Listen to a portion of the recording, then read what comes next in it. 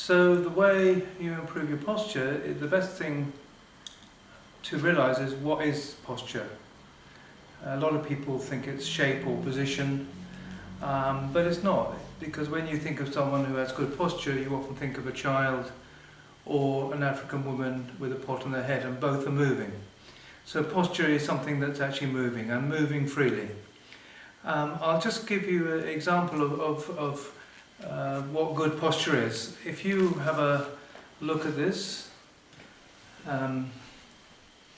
it's a child who is sitting up straight. He's not doing that because he's been told to do it. In fact, he is so young he can't even speak English. If you have a look at a child standing, they stand straight, but all they're doing is they're being engaged in the activity they are. They're not thinking, oh, I should be straight, or I should get my shoulders back. So why do we lose this lovely posture that we have as children? That's more a question that we need to be asking. Well, there are many reasons for that. One is that we copy our parents. Another is that we're social pressures. Our friends or associates sit a bit hunched, and if we sat up straight we would look a bit odd. But the main reason, I think the main reason, or one of the main reasons, is it's the chairs that we actually sit on. So up to the age of 5, children have lovely posture, and then they go and sit in a school chair pretty much for 12, 13, 14, 15 years. And what is the problem with school chairs? Well, they all slope backwards. So what does this mean? And if we have a look at this, this is a standard school chair, and if you put a ball on it, the ball always rolls backwards. And what we actually sit on, we sit on these two bones. They're called the sitting bones, but they're just part of the pelvis. So when you have a rounded surface hitting another rounded surface, what actually happens is the whole pelvis goes backwards.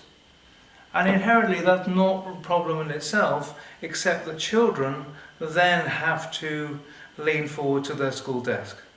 So what this chair does to me is when I sit in it, it wants me to do that.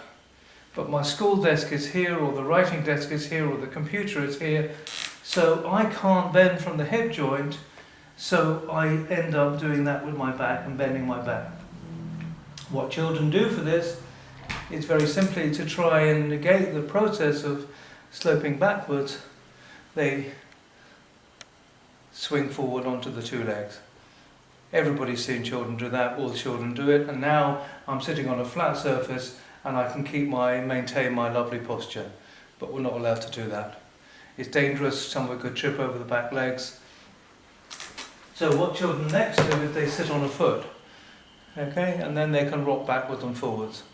But it's not good for the circulation, and often they're told to sit on the chairs properly, so they end up sitting pretty much like this.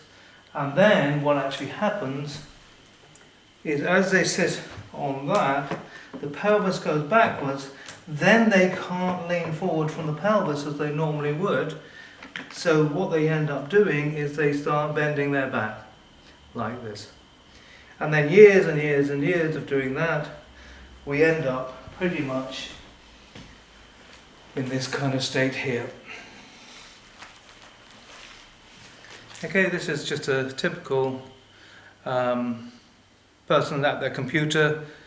It's an X-ray that you can actually see that if they don't have a back problem or neck problem, by the end of the day they're pretty lucky.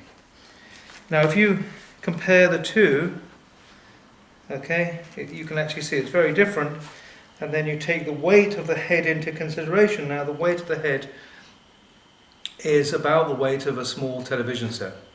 So the weight starts pulling the spine out of shape.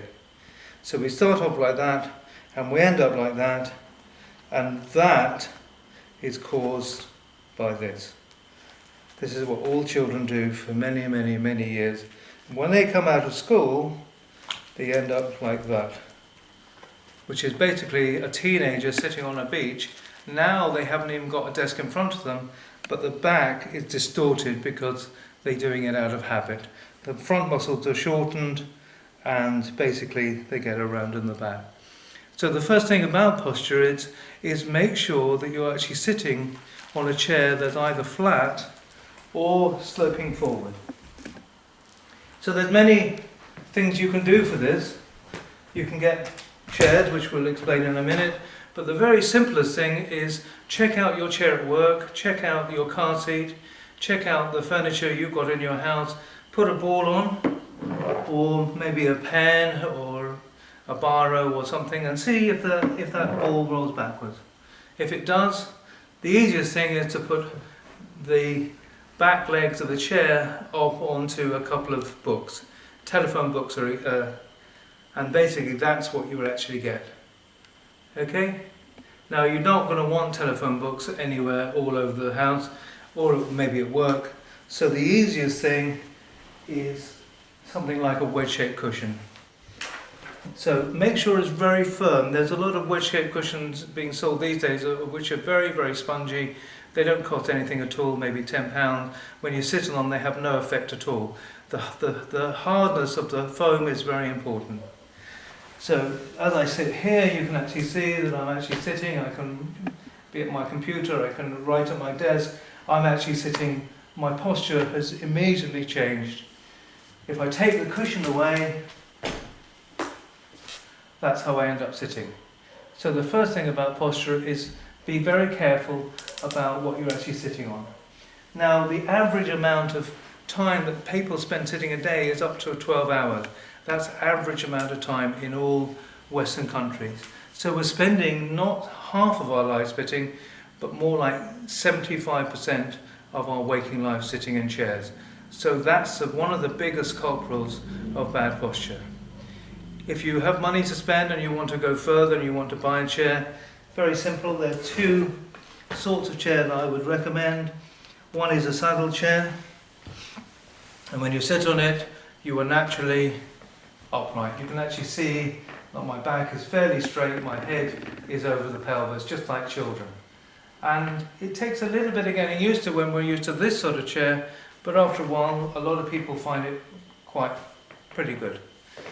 But my favourite chair, the one that I helped to design, is this chair here, which is basically a forward tilting chair.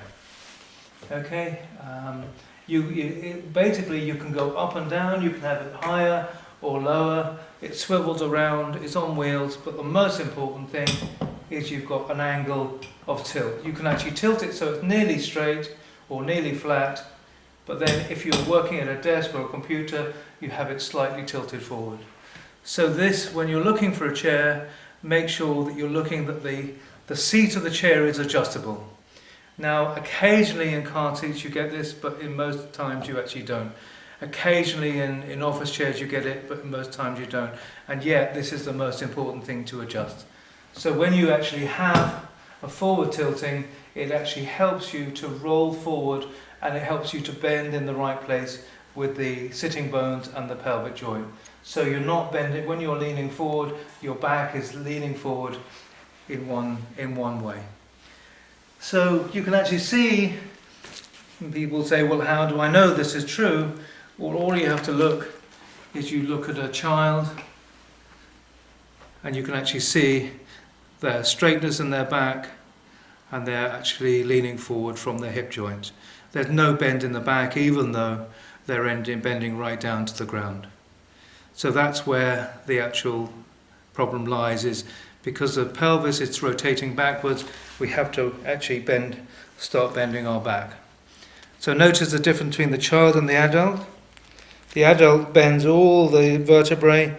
He's not bending in the hip joint, he's not bending the knees, he's not bending the ankle joint. And he will get very, very bad posture. Okay? So that's the first thing I would actually suggest you do. Check your chairs out. Make sure that they're not leaning backwards. And if they are, rectify the chairs. It's not the end of the story by any means, because we've got into habits. So even though somebody is sitting on a better chair, they can still be a bit slumped. So don't expect your postural problem to go completely, but it is definitely the first step in actually improving posture. For more information about posture correction, please visit posturecorrectionblog.com.